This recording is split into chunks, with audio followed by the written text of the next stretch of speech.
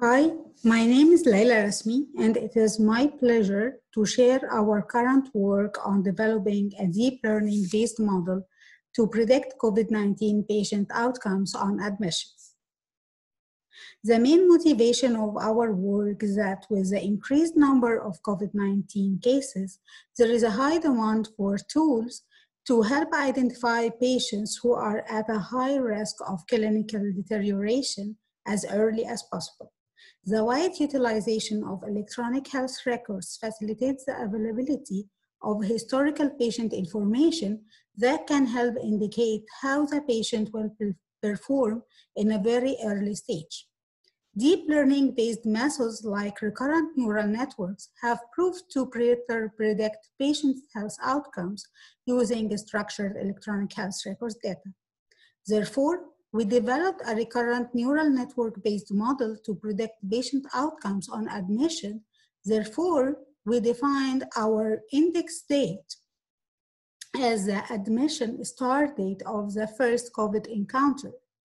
Our outcomes are risk of mortality, intubation, and if the patient needs to be hospitalized for more than 3 days, which is the median length of stay in our cohort.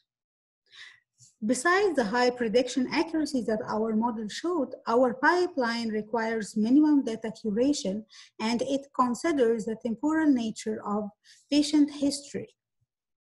We trained our model on Cerner real-world COVID-19 data, which include more than 117,000 patients from 62 health systems. Eligible patients had at least one emergency or inpatient encounter with a COVID diagnosis or a positive laboratory result. We did further cleaning and excluded patients with less than 1 day of information after the index date. And we trained the model on all patient information like diagnosis, medication, laboratory results, and other clinical events, which are available before or on the index date, as shown in the previous slide.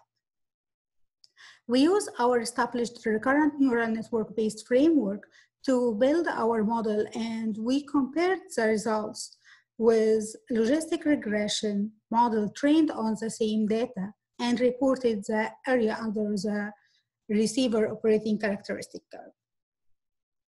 As you can see, we had a cohort of more than 55,000 patients. The first table here is showing the descriptive analysis, and our model showed an area under the ROC curve of 90% for mortality prediction, 91% for intubation, and 84% for the length of stay.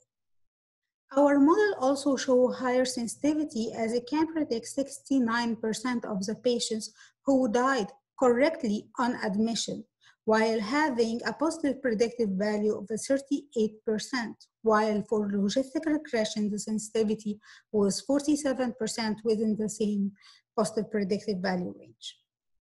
We are currently working on survival prediction, as well as adding explainability layers to facilitate clinical judgment. Future work will focus on utilizing multitask learning to develop a single model that can help predict different outcomes with the same or higher prediction accuracy. Thank you for your time, and please feel free to email me if you have any further questions and recommendations.